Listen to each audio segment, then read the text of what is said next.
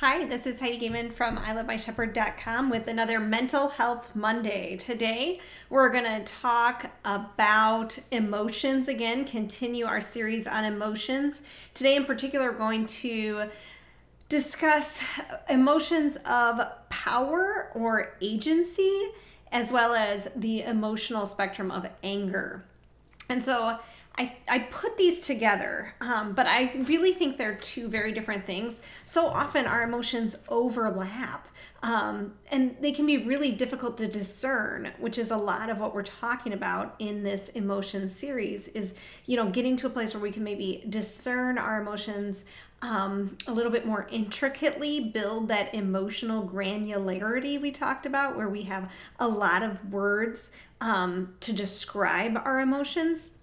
And I think that this emotional spectrum of power and anger overlap so frequently that we can often get them confused. And so let's start with that power spectrum. I really like to talk about the concept of agency when we're talking about this, because agency is that internal sense that we have some control over ourselves, over what's happening, over the situation. And also our realistic sense or unrealistic sense that we have power and control over other things around us, other people around us. And so you can see how we can quickly get in a pretty dark place when we talk about power. I think the word power, just like anger, which is one reason I group them together, in our culture, we are uncomfortable with those things. When we think of power, we think of abuse of power. We think of anger, we think of the abuse of anger. However, these at their face value are not kind of negative things. They can quickly turn that way. However, at its base value, this idea of power or the feeling of power, the emotion of power, is that sense that we are safe, And so I really think this is a basic thing at the core of so much of what we feel then. Do we feel safe? That is that feeling of power. And again, there's like a spectrum of it, whether I have control or not control, and that very basic feeling of that. Whether I feel unease in a situation, you get that gut feeling of something's not right here, something's a little unsafe, that makes us feel, again, a little out of control maybe. And you can see how it goes back and forth between feeling empowered, if you will, or that inner sense of power, to feeling really disempowered, or that our power has been taken away. And so often we see that from an outside perspective. But what's going on inside ourselves that we can monitor and that we can begin to grab, begin to empower from inside ourselves, so that we do feel safer in whatever circumstances we're in, so that we do not react, I think, to that sense of unsafety that often creeps up. That's what power and agency is about. So how do you feel that personally? That's our question we come back to all the time. How does that happen for you? When I say the word power or sense of power, where do you feel that? What do you feel inside of you? What words come to mind?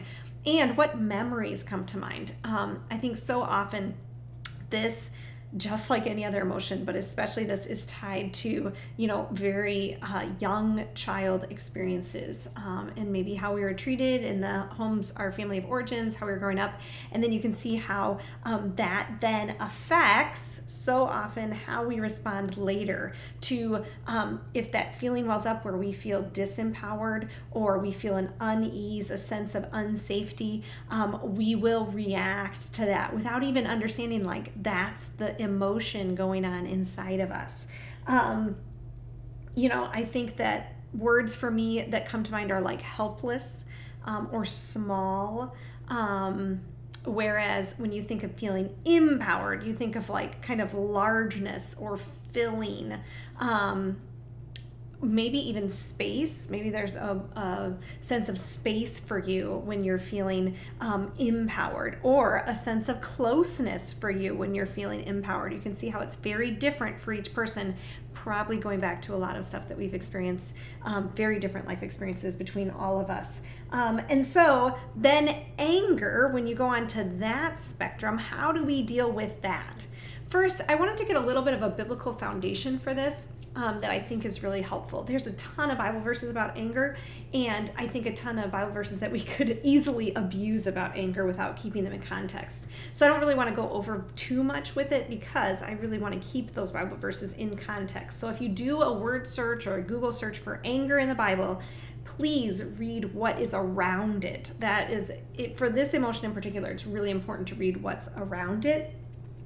But one I thought was really helpful for me, and I actually just heard it again in a sermon this last week, and I was like, oh, I forgot that verse was even about anger, and it's James 1:19, James 1:19, and it's the passage where God tells us, James tells the people to be quick to hear and slow to anger, or quick to listen and slow to anger. And I think that's just a really cool way of thinking about anger. So what does that usually we hear in context of our other relationships, which is just really good advice, because anger comes up. And it comes up in a spectrum, remember? Sometimes it looks like irritability. Sometimes it looks like frustration. Sometimes it looks like rage.